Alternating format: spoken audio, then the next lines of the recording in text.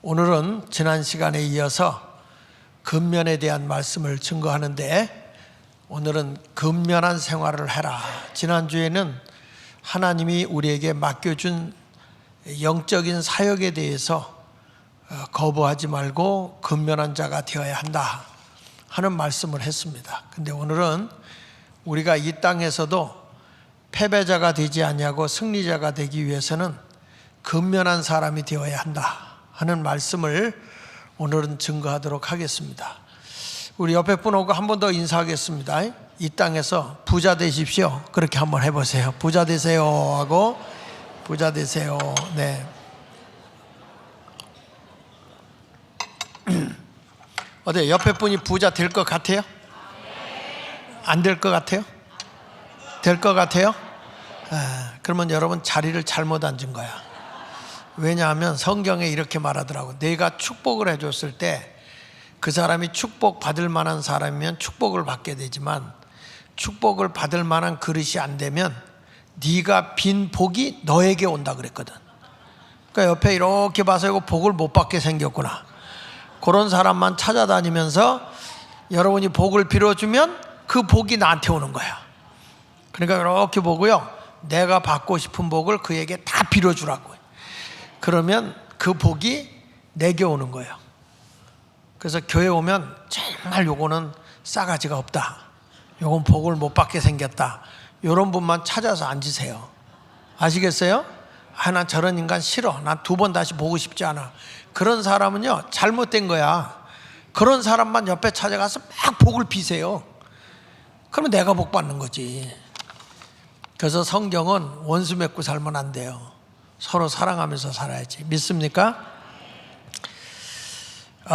오늘은 근면이라는 말씀인데요, 지난 시간에 그런 말 했어요. 근면이 뭐냐라고 하면 부지런히 일하여 힘쓰는 게 근면이다. 자, 다시 한번요. 근면이 뭐라고요? 부지런히 일하며 힘쓰는 것이, 그것이 바로 근면입니다. 사람들은 흔히 얘기할 때 그게 내 운명이야, 뭐 내 팔자가 그래, 뭐 나는 원래 운이 없어, 이런 말을 하는데, 하나님이 가장 싫어하는 단어가 뭔지 아세요? 운수신, 그걸 갓신이라고 그래. 그 다음에 운명신, 그걸 문이신이라고 그래. 그래서 하나님은 갓신이나 문이신이라고 하는 운수신이나 운명, 팔자론 하는 걸 제일 싫어하세요. 기독교는요, 인생의 모든 것을 바꿔놓는 게 기독교의 복음이에요. 할렐루야. 그러니까 이게 참 안 되는 것 같은데 하나님의 손에 가면 잘 되는 거예요. 인생이 이렇게 바뀌는 거거든요. 어떤 분이 내가 전도해서 예수 믿으세요 그랬더니, 뭐 예수 믿으면 팔자 고쳐요? 이렇게 또 대드는 사람이 있더라고요. 그런 분들한테 반드시 얘기하세요. 예수 믿으면 팔자 고칩니다. 어디 고쳐요? 교회는 팔자가 없습니다. 다 십자가입니다. 십자가가 뭐냐? 더해주는 거예요. 더해줘. 플러스잖아, 플러스. 하나님은 우리에게 항상 더해주는 거예요. 더해주는 거. 그래서 우리 모두가 이 세상에 살아갈 때 약하게 사는 거 아니에요. 하나님의 복을 누리고 살아가야 할 줄로 믿습니다. 그래서 이 근면하게 산다는 게 뭐냐 이렇게 물어보면, 하나님께 대해서 내가 헌신한다, 이런 뜻이에요. 왜냐하면 하나님이 너 근면하게 살아라, 그러면 내가 이 세상의 모든 걸 다 너에게 줄게, 이렇게 말씀을 하셨거든요. 근데 내가 그대로 산다는 건 뭐죠? 하나님의 말씀 앞에 내가 순종한다는 거예요. 하나님 말씀 앞에 순종하면 우리는 잘 될 수밖에 없어요. 성경 말씀 골로새서 3장 23절로 24절에 그런 말이에요. 무슨 일을 하든지 마음을 다하여 주께 하듯 하고, 이렇게 말하거든요. 내가 무슨 일을 하든지, 어떤 일을 하든지 내 마음을 다해서 우리 하나님께 하듯 해라. 사람에게 하듯 하지 마라. 사람이 보면 하는 것 같고 안 보면 안 하는 것 같고, 그게 아니에요. 하나님은 졸지도 주무시지도 아니하면서 우리를 눈동자같이 지켜 보호하신다고 그랬잖아요. 그럼 눈동자가 어떤 것입니까? 눈동자는요, 내 눈동자를 보호하기 위해서 하나님이 눈꺼풀을 줬어요. 눈꺼풀이 그냥 나도 모르게 깜빡깜빡 켜져. 먼지가 오는다, 깜빡깜빡해요. 나도 모르게. 만약에 먼지가 오는데 의식적으로 깜빡해, 그럼 먼지 이미 들어간 거예요. 우리가 밥을 먹으려면 이 손이 움직여라, 뇌가 명령을 해줘야 손이 움직이는 거거든요. 그런데 눈동자는 그 의식과 상관없어요. 눈꺼풀은 그냥 깜빡깜빡깜빡해요. 그것도 부족해서 먼지가 오면 들어오지 못하도록 빗자루까지 달아놨어요. 그 안 빗자루, 속 빗자루, 밖에 빗자루, 안에 빗자루. 그래서 이렇게 해가지고 이렇게 밀어내요. 그것도 부족하면 먼지가 들어가면 자동으로 눈물샘에서 물이 나와. 눈물이 나와서 물 청소를 해줘요. 그 물 청소를 하고도 그래도 먼지가 있으니까 자고 일어나면 자동으로 다 청소를 해서 눈곱이 나와요. 그렇게 우리의 눈을 보호하시는 하나님과 우리 생리가 그렇게 한 것처럼 하나님은 내가 너를 눈동자같이 보호한다 이렇게 말하는 이유는 우리도 모르게 하나님은 다 보고 계시는 거예요. 다 알고 계시고 다 지켜주시고 인도해 주신다는 거예요. 하나님은 날 버려섰는가 봐. 왜냐하면 하나님은 보이지 않게 행동하시니까요. 사람이 건강하다는 게 뭔지 아십니까? 사람이 건강하다는 것은 내가 팔을 여기다 달고 다녀도 전혀 느낌이 없이 살아가는 게 건강한 거예요. 내가 팔을 걷는데 막 아파서 왼쪽 어깨가 아프고 어디가 아프다, 그래서 막 이 팔이 천근만근 같다, 이거는 몸이 이상이 있는 거예요. 내가 아무리 다녀도 전혀 뭐 팔다리에 이상이 없으면 뭐 느끼지 못하고 사는 거잖아요. 그와 똑같이 내가 우리 하나님과 늘 24시간 동행하고 살면서도 전혀 문제없이 살아가는 거, 이게 복이거든요. 무슨 일만 생기면 아이고 하나님 도와주세요 도와주세요, 늘 도와주고 있거든. 근데 그걸 모르고 살아가는 게 참 한심스러운 거예요. 그래서 오늘 성경 골로새서 3장 23절 24절에 무슨 일을 하든지 마음을 다하여 주께 하듯 하고 사람에게 하듯 하지 마라. 이는 기업의 상을 주께 받을 줄 아나니 너희는 주 그리스도를 섬기느니라, 이렇게 말해요. 자, 여기 보니까 마음을 다해서 내가 근면하게 우리 하나님께 하듯 하면 우리 주님께서는 여러분에게 기업의 상을 준다는 거예요. 기업의 상을. 이 세상에서 약한 자로 사는 게 아니에요. 성경은 뭐랍니까? 네 자식도 주님이 주신 기업이라고 그랬잖아요. 기업. 그러니까 이 기업이 된다는 건 시시한 기업이 아니라 크게 해주겠다는 것이 하나님의 약속인 거예요. 이 말씀을 붙잡고 여러분 모두도 복되게 살아가기를 바랍니다.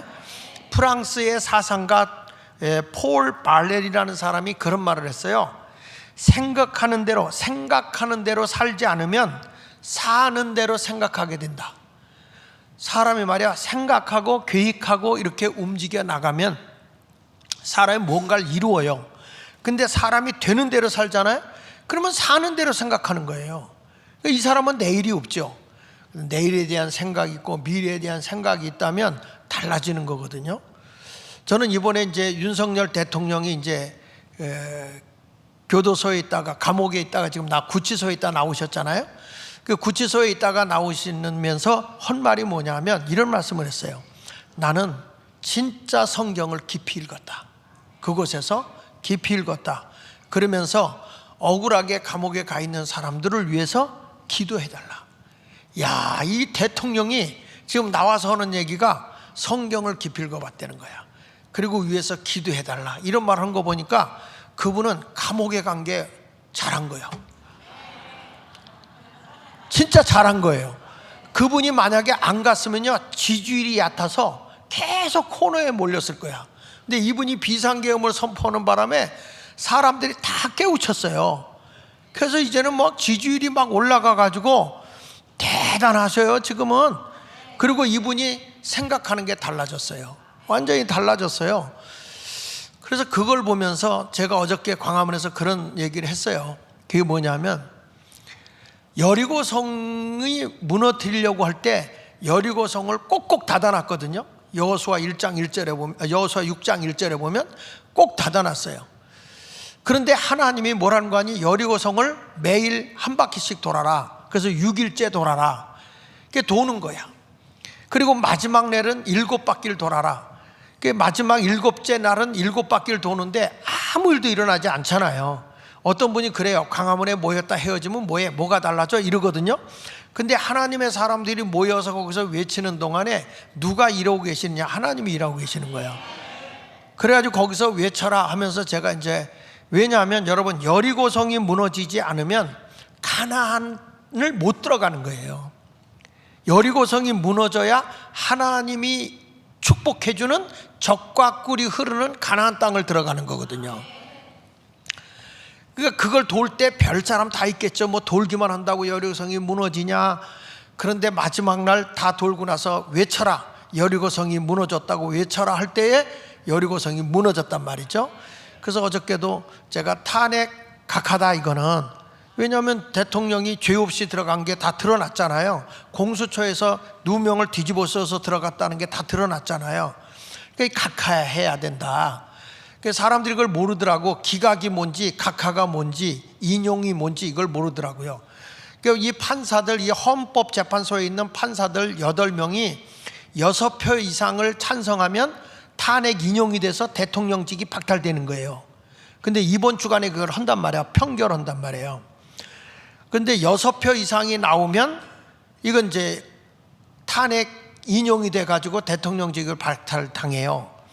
그러면 기각은 뭡니까? 기각은 6표가 안 나오고 5표 이하가 되면 대통령이 그대로 유지되는 거예요.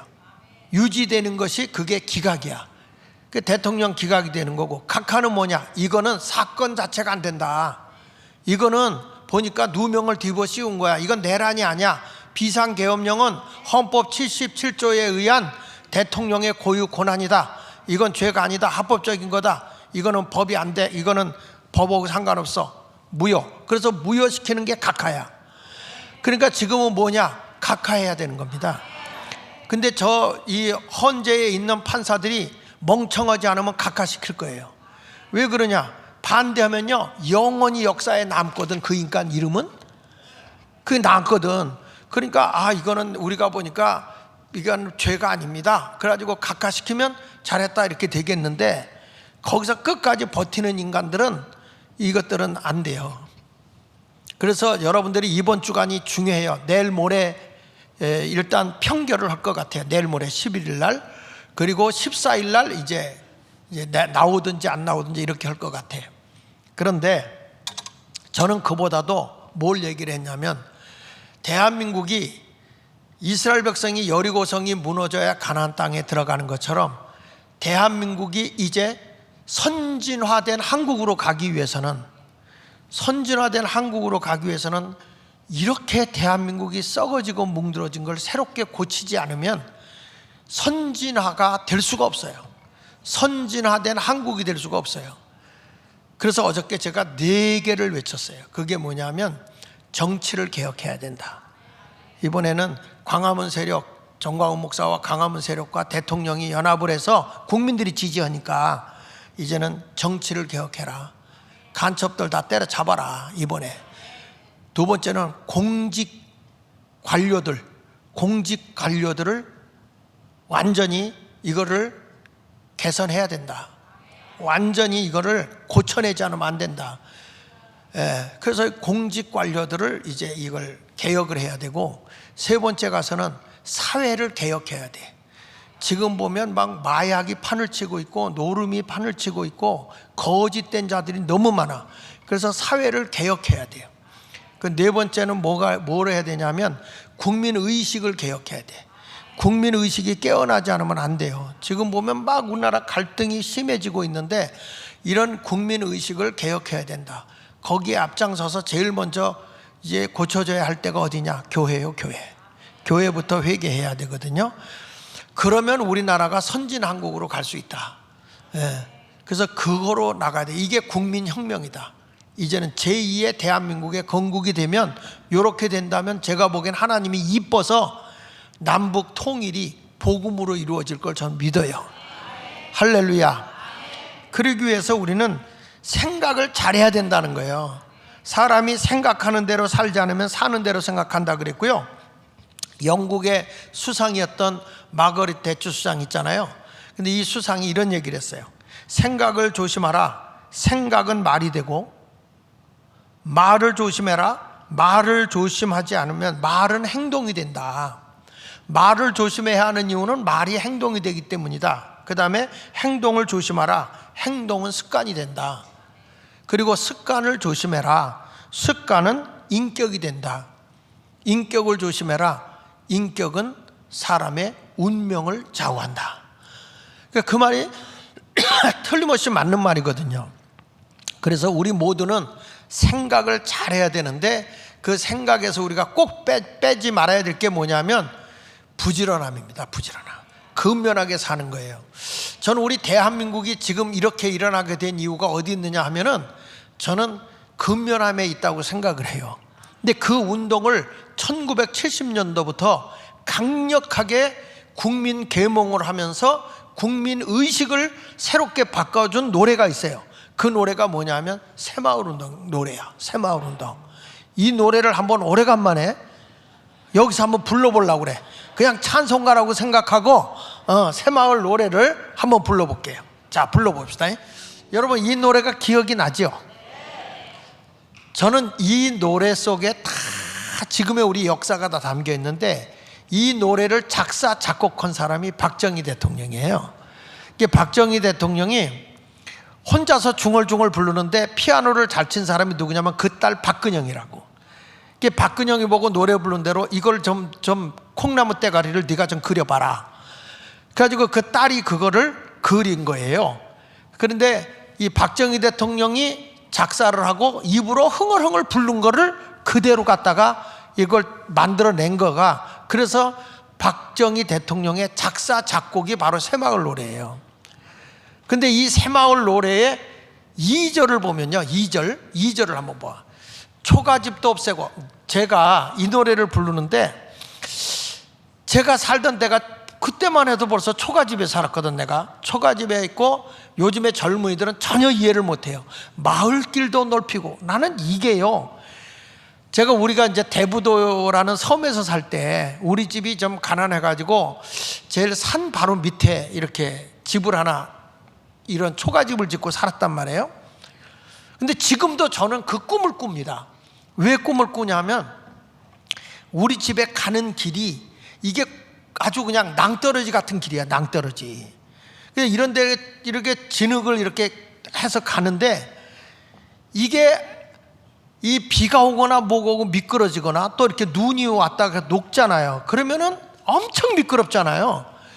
거의 다 올라갔다가 또 밑으로 내려가요. 미끄러져 가지고. 거기 올라가는 게 그 당시에는 진짜 힘이 들었어요. 그때 그 고생했던 게 지워지질 않아서 그런지 지금도 꿈을 꾸면 그 꿈을 꿔요. 다 올라갔는데 미끄러져 내려가고. 그렇게 길도 없었어요. 우리가 길도 없었는데, 그리고 우리나라는 원래 중국으로부터 하도 외침을 많이 당해가지고 그 양반들도 이게 길을 안 뚫었거든요. 원래 샛길로만 이렇게 해놨거든요. 근데 우리나라를 이렇게 신장로를 헐고 길을 넓게 낸 거는 사실은 일본이 우리를 정복하면서 길을 다 열었거든요. 그랬는데 참 그 초가집 집으로다가 해놓고 거기 또 이제 겨울 같은 때는 참새들이 그 밑에서 살아요. 지붕 밑에 뚫고 들어가서. 그리고 겨울 같은 때 눈이 왔다가 싹 녹으면은 거기서 뭐가 열리죠? 고드름, 수정고드름. 그 고드름 따가지고 입에서 빨아먹던 그 생각이 나요. 여러분, 이게 내 세대에 있었던 거고, 요즘에 우리 하영 집사님 때는 이런 거 모르지, 그렇죠? 전혀 모른다고. 같이 예배드리니까 저분들이 저를 볼 때는 정말 고리타분하게 왜 저 따위는 설교를 하냐, 좀 요즘 시대에 맞는 설교를 하지 그럴지 모르지만 이게 불과 우리에게 50년 조금 넘은 거잖아요. 이제 50년 조금 넘어서 이게 이렇게 된 거라고. 지금 하영 집사가 아직 40 안 됐지? 안 됐지? 그러니까 모르는 거야. 그런데 이런 거를 하면서 정말 이렇게 살았어요. 그리고 1절을 한번 다시 띄워봐. 1절에 보면 새벽정이 울렸네. 새벽정이 어디서 울려요? 그렇지. 새벽정이 옛날에는 종을 땡그렁땡그렁 치는 교회는 부자교회예요. 그 종을 치는 교회는 부자교회고, 우리 교회는 옛날에 산소통 있어요. 미군 부대에서 나왔어. 그것도 그 산소통을 매달아 놓고 그걸 때려요. 지금 같으면 가스통 같은 거야. 그걸 가지고 때려서 땡땡땡땡 하고 올리는데 그게 얼마나 퍼집니까? 솔직한 얘기로. 그래도 그 시간을 하고, 학교에도 수업 시간이 끝날 때 소사가 그걸로 끝날 때 종을 쳤어요. 땡땡땡 3번 치면 끝난 거야. 땡땡땡 땡땡땡 수업 시작이요. 그거는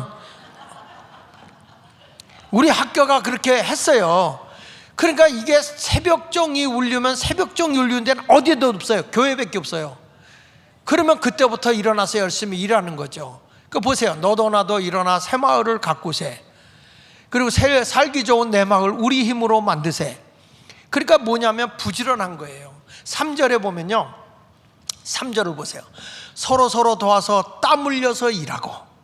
이때 놀고 먹을 시간이 없어요. 우리가 땀 흘려서 일하고 살기 좋은 내 마을 우리 힘으로 만들자. 그 다음에 그 다음 절이 중요해. 살기 좋은 우리 모두 굳세게 싸우면서 일하고. 왜냐하면 하도 북한군 놈들이 그때도 많이 하니까 반공, 멸공 이러면서 군대 가서 싸우고. 뭐 여러분 군대에서 그때 제식 훈련도 많이 했죠. 고등학교 여군들도 했어. 그때 여학생들도 했죠. 고등학교 때 했어 안 했어? 했어요. 전부 다 고등학생들도 다 제식 훈련하고 예비군 훈련, 아니 뭐야, 학도병들 교련. 아 정말 이게 이런 것들 다 했잖아. 그렇게 하면서 새조국을 만들자. 그리고 3절에서는 우리가 번영한 부유한 나라를 만들자 이렇게 얘기했잖아요. 먹고 사는 것도 없었으니까. 그런데 지금에 와서 보면 이 노래대로 대한민국이 됐어 안 됐어요? 됐어요. 지금 냉장고 먹고 싸놓은 게 얼마나 많아 집에. 이렇게 잘 살게 된 게 감사할 일 아닙니까? 여러분, 저는 그때 탕원 하나 갖고요 반나절을 먹었어요. 탕원 갖고 입을 밖에 빨아먹고 한참 있다가 밖에 빨아먹고 그러면서 살았던 우리 민족이 지금은 아예 당뇨가 있다, 뭐 설탕이 먹으면 해롭다, 그래서 안 먹잖아요. 사이다가 어디 있어요. 그냥 당원 하나 넣고 물에다가 흔들어 가지고 그렇게 쉬시, 어머니가 손가락으로 이렇게 해가지고 빨아서 이렇게 해주면 그렇게 먹고 그랬던 우리 민족이에요. 그런데 우리 민족이 박정희 대통령 들어와서 산업화 운동을 하면서 그때 제일 먼저 우리나라 들어온 산업화가 뭐가 들어왔냐면 가발 공장이 먼저 들어왔어요. 가발 공장. 그래가지고 여자들 엿장수 하는 사람들 갈 때마다 머리털 받아요. 머리털. 그 머리털, 여자들 머리 빗고 남은 거 모아놓으면 그 가발 공장으로 가는 거예요.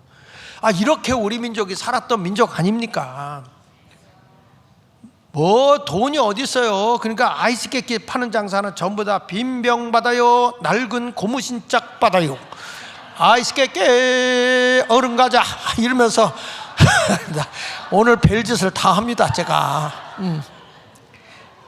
이렇게 우리가 하면서 아이스 깨끼보다 더 무거운 게 병이나 이런 것들을 받아갖고 거기다 채워갖고 다녔잖아요. 그런 것들이 다 공장으로 가서 그냥 밤늦게까지 일했습니다. 저도 이제 공장에서 일해보지만 그 당시에 밤새 일해봐야 12원 13원 받을 때야. 이렇게 우리가 일해서 지금 이렇게 대한민국이 살기 좋은 나라를 만들어 놨더니 일은 안 하고 거저 먹겠다고 하니까 복지다 그래서 공짜로 먹으려고 그러고, 저 이재명인지 너재명인지 지 돈도 안 주면서 국가 빚만 다르떠져 가지고 25만 원 줘. 25만 원 그까짓 거 받아봐야 나라 빚만 지고 계속 이자만 나가게 되고 점점 어려운 거예요. 그러니까 제발 좋아하지 마. 공짜 좋아하면요 뭐라 그랬죠? 머리 빠진다고. 난 그 말 안 해. 그 말 안 해. 그래서 우리 모두가 근면한 삶을 부지런하게 살아야 된다. 믿으십니까? 그래서 이런 것을 일깨워 준 게 우리나라 지도자예요. 그러니까 대한민국이 지금 여기서 조금만 정신 차리면은 대한민국은 G2 국가가 될 수 있어요. 세계의 우뚝선. 왜냐하면 대한민국 사람처럼 똑똑하고요 부지런하고 판단력이 정확한 사람들이 없어요. 그래서 대한민국 사람이 세계를 제패할 수 있고, 대한민국에는 또 언어가 너무 좋은 한글이 있어서요 세계 사람들이 다 배울 수 있고, 그리고 대한민국의 그 아이돌 그룹의 문화가 지금 세계를 다 장악하고 있잖아요. 세계를. 그리고 한국처럼 여러분 이렇게 그 버스 노선, 자동차 노선이 잘 되고, 그리고 지하철, 철로 이런 게 잘 된 나라가 세계도 없다니까요. 그 미국의 그 한 친구를 내가 만났는데 그 친구가 그런 얘기 하더라고요. 한국처럼 휴게실이 잘 된 데가 없대, 고속도로에. 그래서 한국은 전기 자동차가 발전할 수밖에 없다, 그렇게 얘기를 한다니까요. 그러니까 대한민국은 다 잘 살게 돼 있어. 그런데 이건희 그 삼성 그 회장님이 그 전에 그 1995년 7월 달에 그 어디서 그랬냐면은 저 베이징에 가서 이런 얘기를 했어요.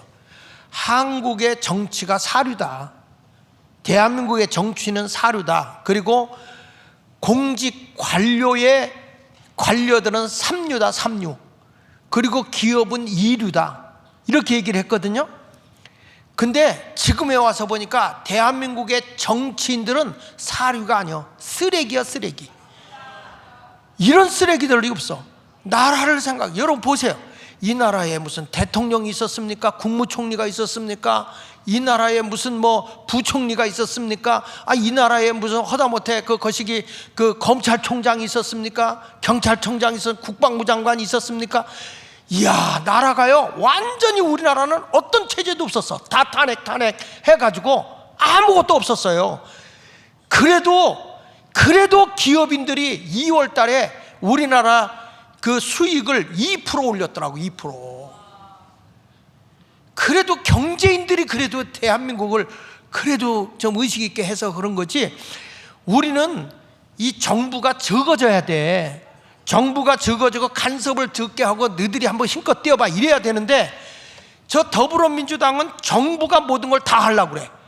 그래서 뭐 재벌 해체하고 다 우리가 끌고 와서 너희들 임금도 우리가 줄게, 뭐 복지를 우리가 줄게. 정부를 크게 키우는 건 망하는 거예요. 이게 공산국가가 하는 짓이거든.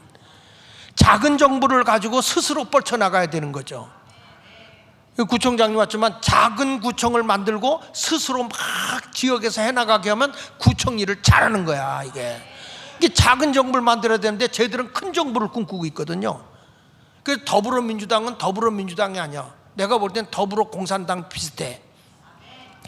이런 걸 보면서 여러분들이 정신 차려야 되는 거예요. 지금 우리나라는 백성들이 깨어나면 되고요. 지금까지 우리나라는 기독교의 정신으로 대한민국이 세워졌고, 이번에 나라가 어려울 때 큰 일들을 누가 했느냐? 기독교인들이 했거든요. 근데 이번에도 나라에 혼란이 왔을 때 기독교인들이 나선 거야.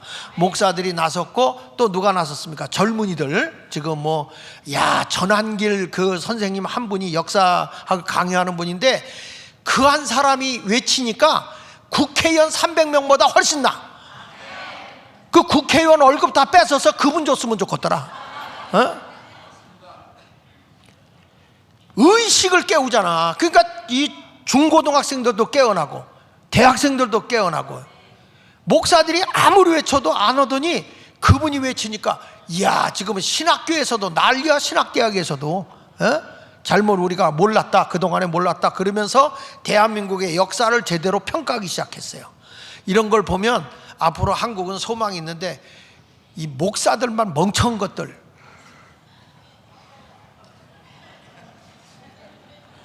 미안해. 국민을 깨워야 할 사람들이 몸보신하라고 무서워서, 좌파 누가 뭐라고 그럴까봐 그게 무서워서 못하는 사람들도 있어. 이제는 우리 모두 근면해서 이 땅에서 최고의 부자들이 되어 여러분 필요할 때 나눠주면서 사는 성도가 되기를 축원합니다. 첫째, 근면은 하나님이 기뻐하는 성품이다.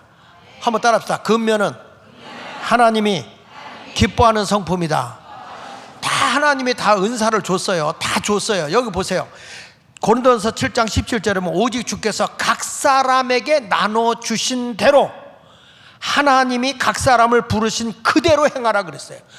다 여러분, 내 뱃속에서 나온 애도 다 은사가 달라요. 하는 일이 달라요. 우리 손주 애들 보니까 이 두 애가 한 뱃속에서 나왔거든. 제 딸 배에서 나왔거든. 나왔는데 달라요. 큰애는 아주 꼼꼼하고 섬세하고 아주 집중력이 있어요. 근데 둘째는 뭐 이렇게 매이는 걸 싫어해. 공부하는 것도 뭐 그래도 자신감이 있어요. 나 5개 틀렸다? 뭐 10개 틀렸다? 자신감이 있어야 해요. 큰애는 하나 틀리면 하나 틀려. 이게 소심해요. 근데 얘는 그리고 다른 걸 잘해. 춤도 잘하고 운동도 잘하고 막 하는 걸 잘해. 아주 빨라. 근데 큰애는 약간 느린데 꼼꼼해. 그래서 어떻게 한 배에서 나왔는데 이렇게 차이가 나냐 이거예요. 그 왜 그러냐? 그건 부모로 온 게 아니야. 하나님이 각 사람에게 나눠주신 은사가 있어, 은사.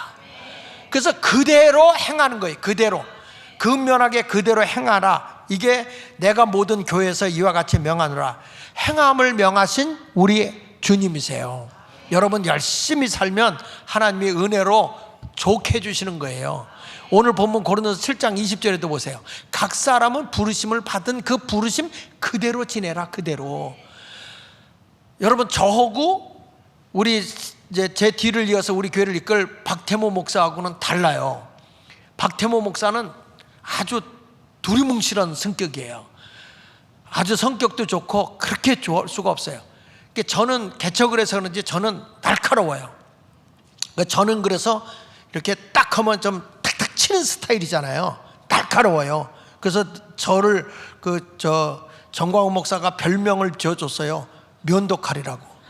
날들어 면도칼, 예리하게 콱콱 찔러낸다고 날들어 면도칼이라고 하더라고. 나도 그 별명은 처음 들어봤어요. 그런데 여러분 면도칼은 살짝 비기만 하지만 우리 박태모 목사님은 둥글잖아요. 그분이 굴러가서 여러분 깔리면 죽는 거예요. 이게 실질적으로는 둥그런 게 더 무서워. 면도칼은 살짝 상처만 줄 뿐이지 이분은 그냥 둥그러워서 굴러가다가 깔으면 여러분 죽는 거예요. 그러니까 사람은 각 사람, 여기 성경에 각 사람은 부르심을 받은 그대로 그 부르심에 합당하게 지내라는 겁니다. 여기 고린도서 7장 24절에 보세요. 형제들아 너희는 각각 부르심을 받은 그대로, 그래서 그대로 하나님과 함께 가라. 제가 이렇게 동네에 보면 우리 집사님이신 우리 김길성 집사님, 구청장님이 평가가 좋아요. 왜냐하면 정치적인 역은 내가 볼 때는 좀 이게 정치인데 구청장이 정치력 있게 하면 좋은데 사람들이 공무원들에게 그렇게 잘해준대요. 이렇게 잘하고 뭐 한다고 그래가지고 칭찬이 많더라고. 정치적인 이런 걸 잘 안 해서 좋아하는 것 같아. 근데 하여튼 부르심을 받은 하나님의 은사가 다 다르기 때문에 그 은사대로 쓰임받는 것이 귀한 겁니다. 그러니까 여러분들도 나는 저 사람만 못해 그러지 말고 하나님이 뭔가를 여러분에게 잘하는 걸 줬거든요. 그것을 가지고 충성하면 하나님이 여러분을 복되게 하실 줄로 믿습니다. 고린도서 7장 18절로 19절에 이런 말이 나오잖아요. 할례자로서 부르심을 받은 자가 있느냐, 무할례자가 되지 말고 무할례자로 부르심을 받은 자가 있느냐, 할례를 받지 말라. 이게 무슨 얘기냐면 유대인들은 할례를 받아요. 태어난 지 8일 만에 할례를 행하는 게 뭐냐면 너는 하나님이 성별한 자야. 이렇게 남자들의 성기의 가죽을 태어난 지 8일 만에 이렇게 가죽을 자르는 거. 요즘으로 말하면 포경수술이야. 포경수술. 그런 걸 이렇게 상처를 내면 이 사람은 하나님이 택한 아들이다. 이런 의미예요. 그런데 이방인들은 할례가 없잖아요. 근데 예수 안에 들어와서 너는 할례를 받았느냐? 너 무할례자냐? 그런 거 신경 쓰지 마라. 그런 지엽적인 것에 묶이지 말아라. 어떤 의식에 묶이지 마라. 뭐냐? 여기서 보세요. 뭐라고 하냐면 할례 받는 것도 아무것도 아니고 할례 받지 아니한 것도 아무것도 아니다. 오직 하나님의 계명을 지킬 따름이니라. 하나님의 계명이 뭐예요? 엿새 동안 힘써 일해라. 그러면 우리가 하나님의 계명대로 근면하게 사는 게 중요한 것이지 난 할례를 받았니 못 받니 이런 지엽적인 것에 묶이지 말라. 이렇게 말씀하고 있는 것입니다. 하나님의 부르심 앞에는 자유한 자도 있고 종된 자도 있어요. 그런 것과 상관없이 다 하나님 앞에서는 다 똑같은 거예요. 평등합니다. 종으로 있던 여러분이 다른 사람보다 잘 살든지 지식이 많든지 배우지 못하든지 주님은 그거 상관 안 해요. 주 안에서는 다 똑같아요. 평등하게 지내는 거예요. 다만 하나님은 어떤 자리에 있든지 근면하게 살라는 겁니다. 근면하게. 그래서 근면이 뭐냐? 이거는 습관이야, 습관. 이런 말이 있어요. 근면한 삶을 내가 서서히 행하면 태만의 저항은 약해지고 부지런한 삶의 습관이 된다 그랬어요. 그러니까 사람이 부지런하잖아, 근면한 삶을 살잖아요. 그러면 태만하고 게을렀던 게 다 없어진다는 거예요. 부지런함이 내 몸에 배어난다. 그래서 여러분 보세요. 근면은 습관입니다. 이런 분이 있어요. 이 사람은 일을 위해 태어난 사람이야. 이 사람은 천성이 근면한 사람이야. 저한테도 그런 말을 해요. 일벌레야, 일벌레. 근데 일벌레가 아니에요. 아니, 여러분 생각해 보세요. 세상에 일하기 좋아하는 사람이 어디 있어요? 근면한 것은요, 만들어지는 것이지 천성적인 게 아닙니다. 저도 어느 때는 너무 피곤하고 몸이 이제 지난번에 태국 갔다 와서 허리를 다쳐가지고 아침에 일어나니까 못 일어나겠는 거야. 그래서 좀 피내라고 새벽 기도를 며칠을 내가 못 나왔는데, 새벽 기도를 못 나와도요 잠이 드는 게 아니야. 그 시간이 되니까 새벽 4시 반이 되니까 눈 떠져 그냥. 왜? 이미 나는 그 시간이 아주 배어 있어 몸에. 그리고 조금 더 자잖아요? 그럼 머리가 아파서 난 못 견뎌요. 잠을 조금 더 자면, 제가 잠을 4시간, 5시간 넘어간다 그러면 머리가 터지는 것 같아요. 잠을 적게 자야 돼. 근데 원래 그렇지는 않았어. 사람이 근면이라는 게 이게요, 습관입니다. 습관. 성경 잠언 11장 16절에 이렇게 말합니다. 유독한 여자는, 덕스럽게 사는 여자는 어디 가도 존용을 받는다, 존귀하게 대접받는다, 그 말이에요. 근데 따라합시다. 근면한 남자는 재물을 얻느니라. 다시, 근면한 남자는 뭘 얻는다고요? 그러니까 근면하게 사는 사람이 돈을 얻는다는 거예요. 거저 먹으려고 하지 마라. 공짜 좋아하지 마라. 열심히 일해보세요. 하나님이 그런 자에게 일을 준다는 거예요. 잠언 22장 29절에도 이렇게 말해요. 내가 자기 일에 능숙한 사람을 보았느냐? 능숙하다는 건 뭐예요? 그만큼 계속 반복해서 숙달이 됐다는 거예요. 이런 사람은 누구 앞에 쓴다고요? 왕 앞에 쓰는 거예요. 숙달이 되면 어쩌다 이렇게 하는 게 아니라 계속 반복해서 숙달을 익히면 왕 앞에 설 수 있다는 거예요. 사람이요, 부지런하면 절대 천한 자가 되지 않습니다. 그 막스 웨버라는 그 교수님이 그런 말을 했어요. 성도들의 생활 훈련을 쌓아야 되는데, 성도들이 생활 훈련을 쌓는 그것이 결론에 가서는 자본주의를 일으킨다. 성도들이 삶이 뭐냐? 첫째는 정직하게 살아라. 따라합시다. 정직하게 살기. 두 번째는 근면하게 일하기. 다시, 근면하게 일하기. 세 번째는 검소한 마음 갖기. 사람이 사치하게 살면 안 된단 말이야. 검소하게 살기. 무슨 귀걸이 하나를 해도 좀 조그만 거 이렇게 하지, 무슨 금덩어리 하나가 이때 많은 걸 여기다 이렇게 달고 다녀. 이건 적어. 아예 큰 걸로 올게. 귀걸이 하나를 이때 많은 걸 여기다 달아. 이렇게. 그러면은 이게 귀가 늘어지잖아요. 제가 그 말레이시아 이반족 있는 데를 갔더니 얼마나 이 사람들이 귀를 갖다 이렇게 잡아 당겨서 귀걸이를 길게 했는지 귀가 늘어져서 이 배꼽 밑에까지 와. 이게 이렇게 구멍이 나가지고 이게 늘어져 가지고. 그게 또 뭐 귀부인이래. 그러니까 못 사는 거예요.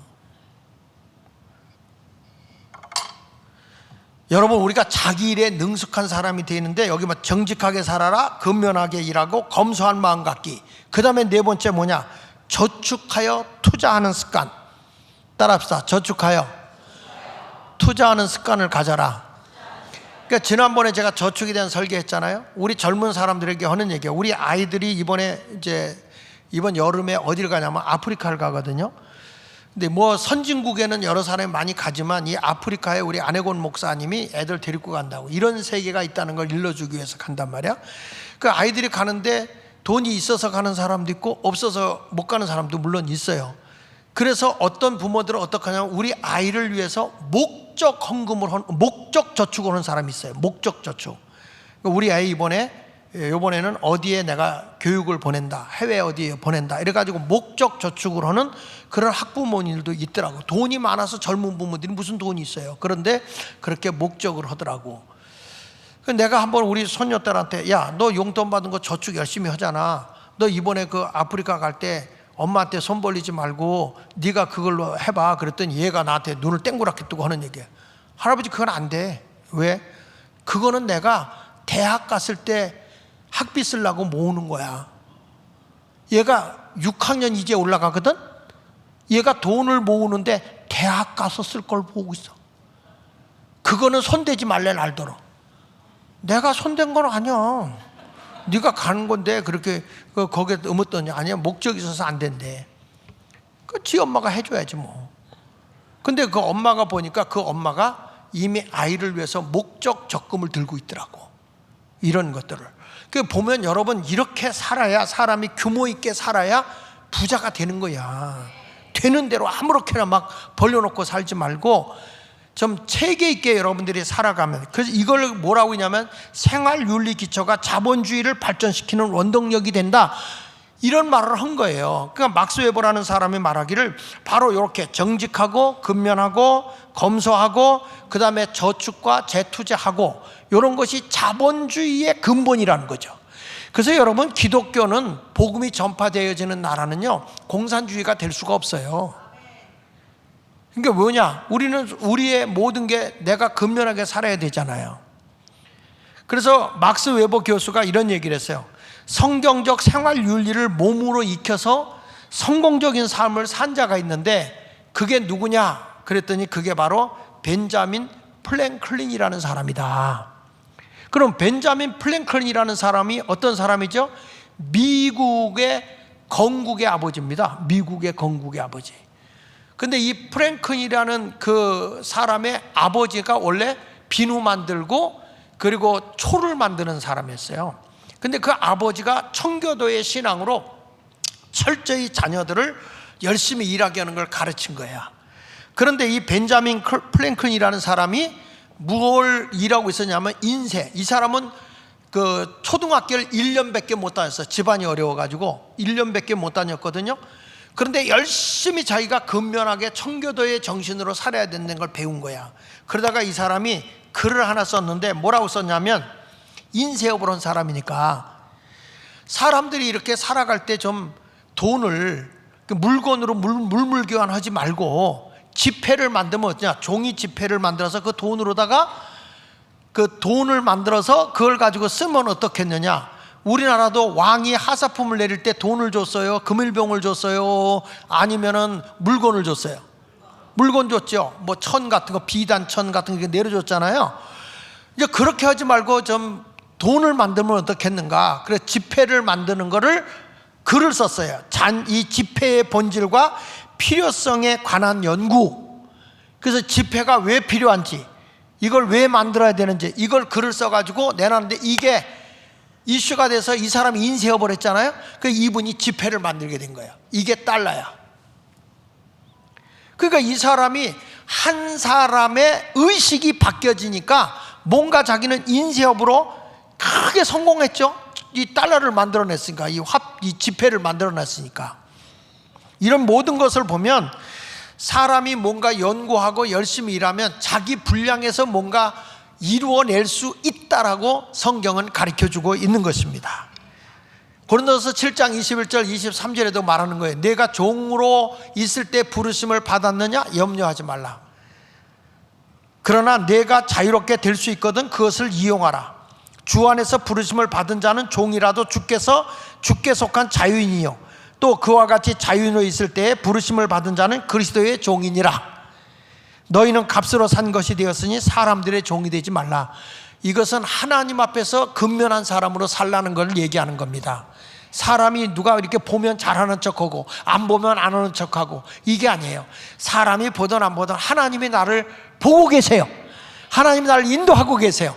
그러니까 나는 반드시 성공한다, 이런 걸 가지고 열심히 살면 우리 하나님이 여러분을 복되게 하실 줄 믿습니다. 절대 여러분들이 나는 뭐 이렇게 노름을 해서 돈을 벌겠다 이런 생각하면 안 돼요. 갬블링이라고 그러잖아요. 돈 놓고 돈 먹기. 우리가 알듯이 뭐 카지노, 돈 내기, 뭐 카드 노름, 뭐 로또, 인터넷 도박, 포카, 이런 걸 하나님의 사람이 하면 돼, 안 돼요? 안 됩니다. 절대 안 돼요. 도리직구땡, 옛날에는 도리직구땡, 섰다. 그거 해보셨어? 안 해봤어요?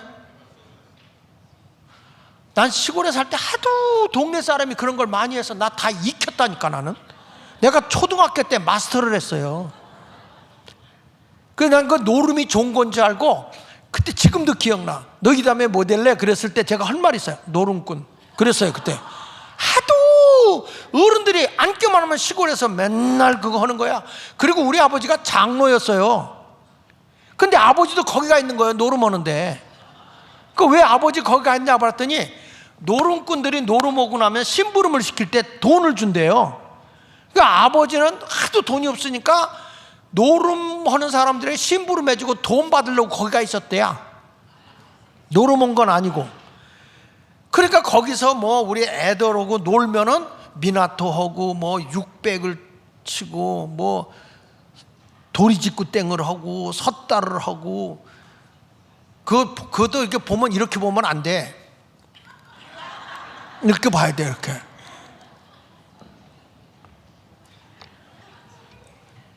근데 그런 거를 제가 어렸을 때 우리 동네 그 정도에서, 그런데 이게 그 박정희 대통령이 마을운동 하면서 밀주 못 담궈 먹게 하고, 노름 못 하게 하고, 군 못 하게 하고, 이런 걸 하면서 이게 다 정화가 된 겁니다. 이게 얼마 안 된 거예요. 그러니까 여러분, 우리나라 박정희 대통령에 대해서 감사해야 됩니다. 독재자 했으니까 이렇게 된 거예요. 그분이 나중에 뭐라고 그랬어요? 내가 죽고 난 뒤에 너희들이 내 무덤에다 침을 뱉어도 좋다. 근데 나라를 살려놓고 내가 죽겠다, 이 얘기를 한 거거든요. 이분이. 그분이 없었으면 우리나라 산업화가 안 됐죠. 그래서 역대 대통령은 건국의 대통령 이승만하고 박정희 대통령, 이 두 사람 우리가 존경해야 되는 거야. 근데 여러분, 우리가 지금 와서 그렇게 안 하고 막 운이나 바라보고 노름이나 했으면 대한민국 망했죠. 그래서 이사야 65장 11절로 12절에 아까 내가 서론으로 한 얘기 보세요. 오직 나 여호와를 버리며 나의 성산을 잊고 하나님의 집 교회를 잊고 갓에게 상을 베풀며, 갓이 뭐냐면 운수신의 이름이야. 운수신, 갓. 오늘 운수대통했다. 이 운수신에게 상을 베풀고, 요즘에도 그잖아. 상다리 펴놓고 비나이다 비나이다, 산신께 비나이다, 태백신께 비나이다, 한라신께 부뚜막에 주황신께 비나이다. 우리 아들 만수무강하시고 태평성 대학에 하소서. 퇴. 왜 침을 꼭 6번 뱉더라고. 6번. 그 다음에 나의 갓에게 상을 베풀고 문희에게 석군수를 가득히 붓는 너희여. 문희는 뭐냐면 운명신의 이름이 문희야. 팔자신. 왜 그래요? 이 팔자가 그래요. 내 운명이야. 이러고 하나님이 아주 싫어한다는 거예요. 거기 보세요. 그 다음에 뭐라 하냐면, 내가 너희를 칼에 붙일 것인즉 다 굽으리고 죽음을 당하리니. 여러분, 그래서 우상 숭배하고 이 미신을 섬기는 나라는 가난하고 하나님이 심판을 해요. 그래서 이 신당동이 못 살았던 것도 신당이라 그래. 이게 귀신 신자 뒷당자거든. 귀신들이 모여 사는 동네. 와, 여기 개척을 해보니까 한 집 건너 깃발이야. 한 집 건너. 여기 와봐서. 그래가지고 이 신당동 중앙시장 그 통로에 돼지머리 파는 데 있잖아. 돼지머리 파는 데 가보면 다 돼지머리 놓고 고사 지내고 푸닥거리를 하니까, 웃고 죽은 돼지머리는 또 비싸요. 행운을 갖다 준다고.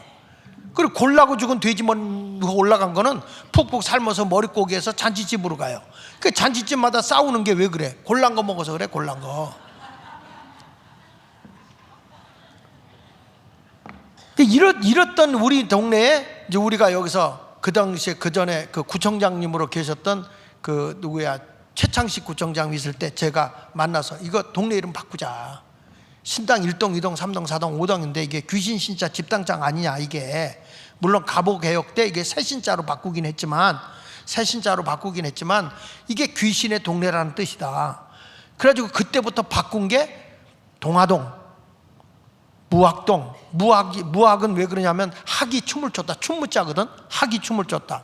요 길 건너 중앙시장 황학동 뭐냐, 누런 학이 거기 많이 앉았다. 그래서 황학동. 이 동네 신당 5동이 원래 백학동이야.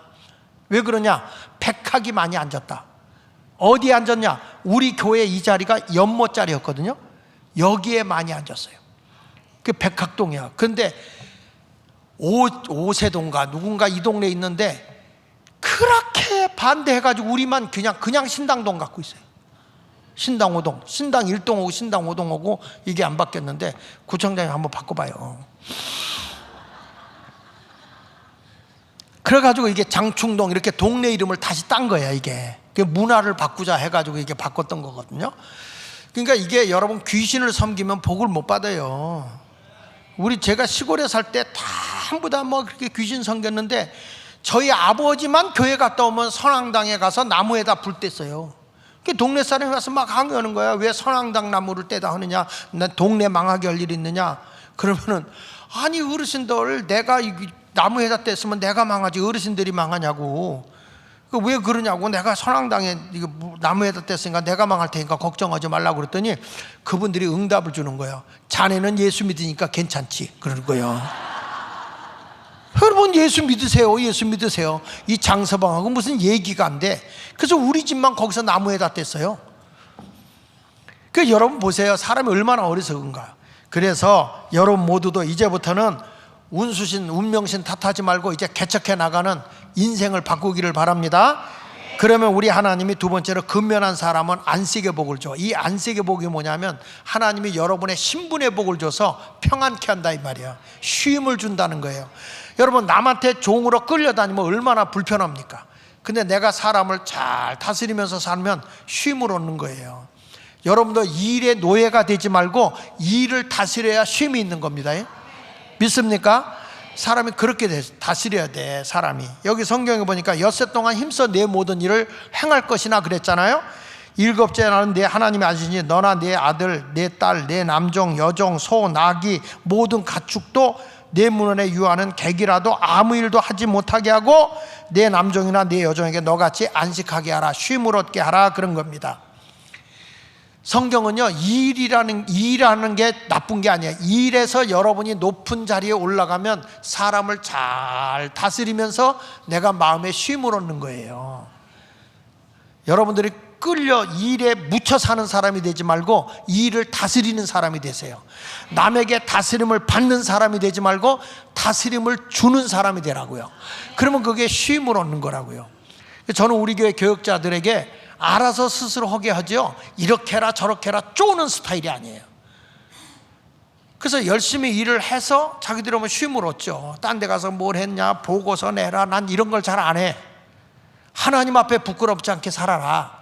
하나님 앞에. 그러면 너희 길을 하나님이 인도하는 거다. 저 같은 경우도 뭐 몇 시간 일하고 안 한다 그런 게 어디 있어요. 저는 새벽기도 딱 끝나고 설교를 딱 잡거나 설교를 정리하려고 하고 어떤 책을 하나 연구하고 뭐 하려고 하다 보면 하루 종일 할 때가 있어요. 저녁 밤 10시까지. 그러니까 시간이 뭐 화장실만 갔다 오고 그런 거 빼고는 뭐 계속 거기에 집중하는 거죠. 그래야 뭐가 하나 나오지 않겠습니까? 지난번에 우리 안혜곤 목사하고 그 여행을 처음 같이 가게 됐는데 비행기를 타고 가는데 야 선교사는 선교사더라고. 야, 두 네 분이 그렇게 잘 먹고 잘 자. 그러니 그 뭐 열 몇 시간, 스물 몇 시간을 비행기를 타고 가도 까딱없이 다니는 거야. 왜 그러냐? 잘 먹고 잘 자니까. 나는요 비행기 타면 잠이 안 와. 그래가지고 제가 거기 가는 동안에 책 한 권을 독파했어요. 거기서. 제 아내가 가다 잠 좀 자지 왜 그래? 안 오는 잠으로 어떻게 자? 책을 그냥 가는 도중에 책 한 권을 다 섭렵을 해버렸어. 그렇게 하니까 나는 그래서 내가 그랬어. 안혜곤 목사 선교사다. 난 두 번은 선교의 길을 못 갈 것 같다. 나는 목회다. 여러분 그렇게 해서 뭔가 집중하는데 8시간만 근무하고 하지 마라. 이게 되겠습니까? 어떤 일을 연구하는 사람은 6개월을 파고 잠 안 자고 파서 연구해놓고 해놓고 나서 6개월을 쉬든지 해야지. 이러다 말고 쉬어. 그러면 벌써 까먹는 거예요. 이러면 안 되거든요. 일은 집중력 있게 해야 되는 건데 우리나라는 그냥 노란 봉투법인지 하얀 봉투법인지 이상을 만들어 가지고 말이야 무조건 8시간 일 못하게 하는 거예요. 8시간 이상 일하지 못하게. 여러분, 연구하는 사람은 8시간 일하다 쉴 수가 없어요. 그냥 집중해서 파고 들어가야지. 이런 것 좀 완화시켜야 되거든요. 이번에 다 경제적인 거 모든 거 다 개혁을 해야 돼요. 성경에 데살로니가 후서 3장 10절에 이렇게 말하잖아요. 우리가 너희와 함께 있을 때도 너희에게 명하기를 누구든지 일하기 싫어하거든 뭐라고요? 먹지도 말게 하라 그랬잖아. 먹지도 말게. 일하기 싫은 사람은 먹지도 말게 하라. 무노동 무임금이야. 먹지도 말라가 아니야. 먹지도 말게 해라. 그 일 안 하고 있는 사람 밥 주지 마. 여자분들 남편이 일 안 하고 빈둥빈둥 놀잖아. 밥 주지 마.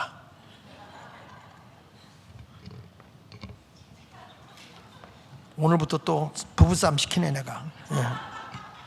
우리 주님이 공중에 나는 새를 봐라. 심지도 않고 거두지도 않대. 하나님 먹이고 입힌다. 여러분 잘 봐야 돼. 공중에 나는 새를 보라 그랬지 앉아서 쉬는 새를 보라 그러지 않았어. 공중에 나는 새는 얻을 게 있다. 일하고 있는 거야 이게. 하나님은 일하는 자에게 굴며 보내지 않는다는 거야. 뭔가 일하게 한다는 거예요. 이게 안식일의 정시인 줄로 분명히 믿습니다. 헨리 포드가 이런 얘기를 했어요. 인간의 생활은 노동과 휴식의 두 수레바퀴가 조화를 이루어야 한다. 일한 뒤에 쉬고 쉰 뒤에 일해야지. 일만 하고 쉬지 않으면 몸이 고장나고 병이 걸리기 쉽다. 또 쉬기만 하고 일을 안 한다면 인생의 패배자로 전락하여 살아가기가 힘들 것이다. 활동과 휴식은 인간 생활의 두 개 리듬이다. 이 생활이 가장 건전하고 바람직한 생활이다 그랬거든요. 여러분 일할 때 집중적으로 일하고 쉴 때는 딱 쉬고. 아멘이요? 제가 우리 집사람한테 날마다 구박받는 게 그거예요. 좀 당신은 일할 때 일하고 쉴 땐 쉬지. 이게 쉬는 것도 아니고 일한 것도 아니고. 그래서 내가 그때 주님에게 응답받은 게 있거든. 아버지가 일하시면 나도 일한다. 주의 일은 쉴 틈이 없어요. 24시간 긴장이에요. 톨스토이도 그런 얘기했어요. 근로 뒤에 휴식과 기쁨은 근로가 격렬하고 쓰라릴수록 더욱 큰 것이다. 이렇게 말을 했는데, 여러분 우리가 근면하지만 쉴 때는 완전하게 쉬고, 아시겠어요? 쉴 때는 쉬고 일할 때는 미치도록 일하라 이거야. 그러면 하나님이 세워주실 줄 믿으시면 아멘. 그 대표적인 사람이 요셉. 그가 열심히 일을 해요. 종으로 받들러 갔는데, 종으로 갔는데도 얼마나 일을 열심히 했는지 가정에서 가정 총리로 세워놔요. 다른 사람이 있는데, 그래서 내가 그런 얘기 하잖아요. 종놈이 있고 종님이 있다고. 종 중에도 님이 있고 종 중에도 놈이 있어요. 그러니까 종놈은 맨날 끌려다니며 부림을 받는 거니까 안식이 없지요. 근데 종님은 높은 자리에 올라가서 종을 부리는 거니까 자기가 같이 일해도 그 속에 뭐가 있어요? 만족이 있는 거예요. 쉼이 있는 거예요. 난 여러분들이 신분의 복을 받아서 쉼이 있는 삶을 살아가시기를 축복합니다. 할렐루야. 여기 보세요. 창세기 39장 3절로 4절에 있는 말씀에 보면은 그 주인이 여호와께서 그와 함께 하심을 보며 여호와께서 그의 보험사에 형통케 하심을 보았더라. 요셉이 그의 주인에게 은혜를 입어 섬김에 그가 요셉을 가정 총무로 삼고 자기 소유를 다 그의 손에 위탁했다.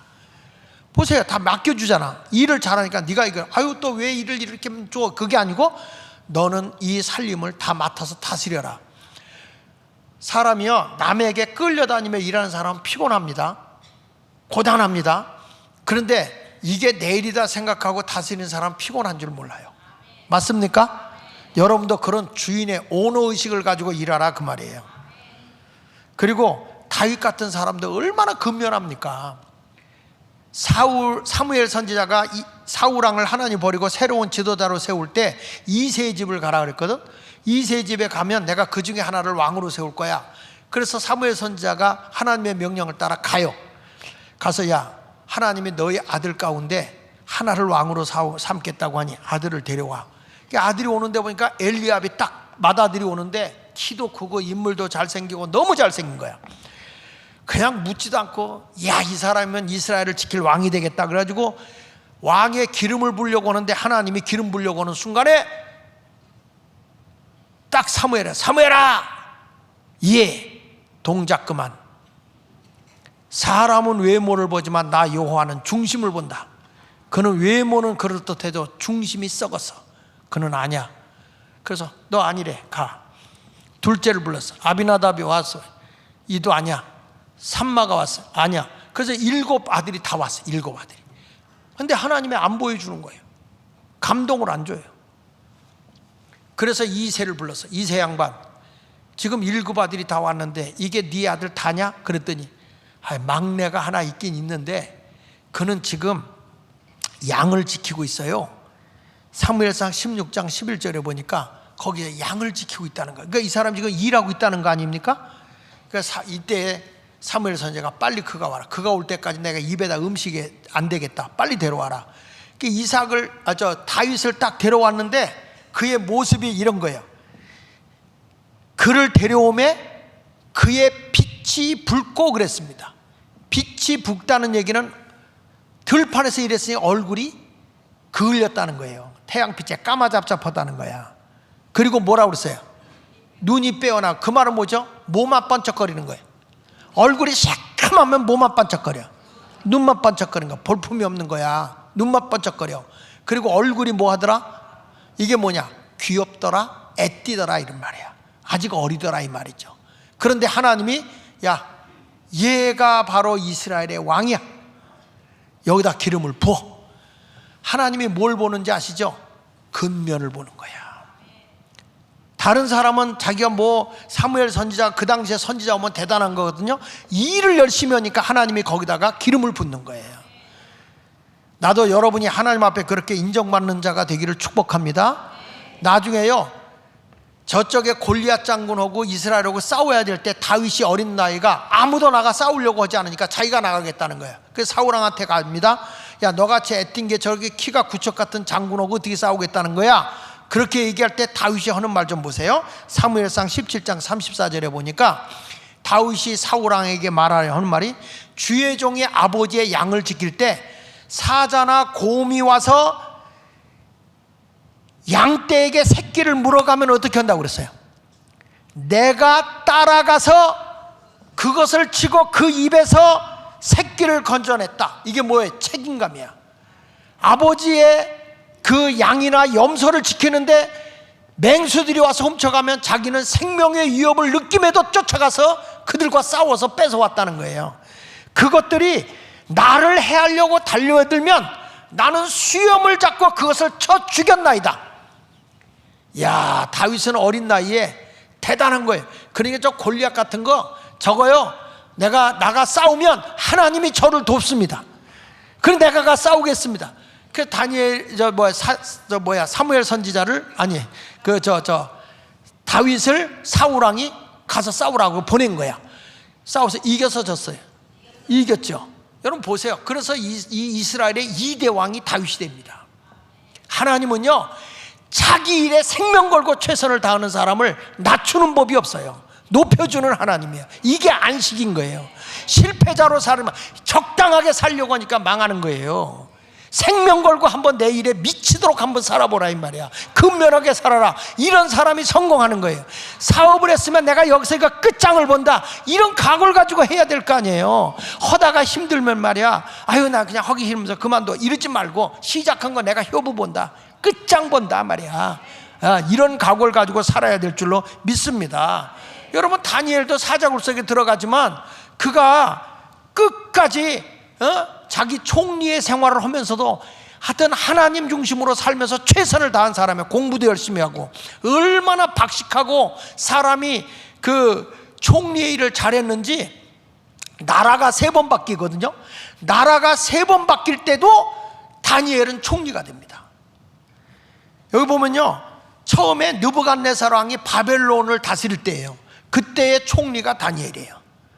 근데 이 바벨론이 망하고 메대 나라 다리오 왕 때, 메대 나라를 다스리는 다리오 왕 때에 다니엘이 그 나라의 총리가 돼요. 그리고 메대 나라가 멸망하고 페르시아가 등장해요. 그 페르시아가 등장할 때 왕이 고레스 왕이거든. 그 고레스 왕 때도 총리가 된 사람이 다니엘이에요.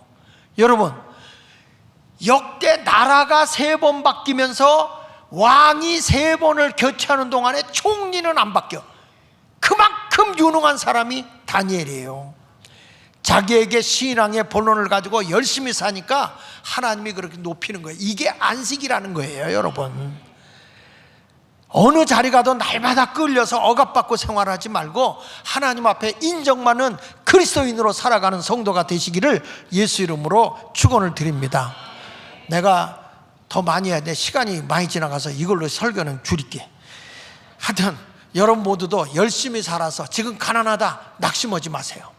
한 선지자 생도에 부채로 허덕이는 사람도 열심히 최선을 다해 사니까 하나님이 부채를 정리하고 살도록 해주시더라고. 우리 모두가 최선을 다해 사세요. 다시 말하면 놀고 먹을래요, 열심히 살래요? 다시, 놀고 먹을래요, 열심히 살래요?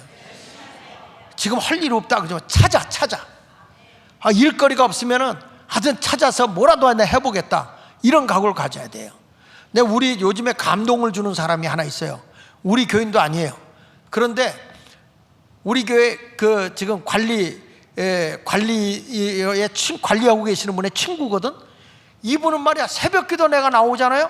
그러면 우리 교회 주변을, 이 사람이 우리 교인도 아니야, 교회도 안 다녀, 우리 교회 그 관리인도 아니야, 친구가 관리인으로 있다고 친구를 위해서 우리 교회 주변을 청소를 다 해. 이분이 얼마나 바지런한지 그 내가 눈여겨보고 있어요. 저분이 진짜 중심에서 우러나와서 하는 거냐, 억지로 마지못해 하는 거냐.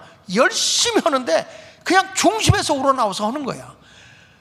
그러니까 무슨 생각이 드는지 아세요? 내가 가지고 있는 거 다 주고 싶어, 그분을 볼 때마다. 왜 그래요? 감동스러워. 그렇게 열심히 일하면 하나님이 여러분을 외면하겠어요? 나 같은 인간도 감동이 돼서 그분에게 모든 걸 다 주고 싶은데. 이상 설교는 끝. 열심히 삽시다. 자, 옆 사람 인사하세요. 열심히 삽시다. 할렐루야. 한 가지라도 끝장을 보고 하세요. 허다 말다 하지 마. 영적으로도 최선을 다하고 세상에서도 최선을 다하는 그런 그리스도인이 되기를 바랍니다. 할렐루야.